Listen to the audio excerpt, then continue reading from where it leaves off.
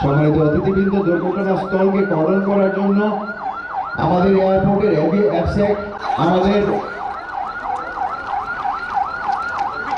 আমাদের এপিবিএন অবস্থানরত বাংলাদেশ এয়ারফোর্সের একটা টিম, যারা অন্য একটি এক্সারসাইজে তাদের নিয়মিত মহোদয়ের অনুরোধে তারা যোগদান করছে।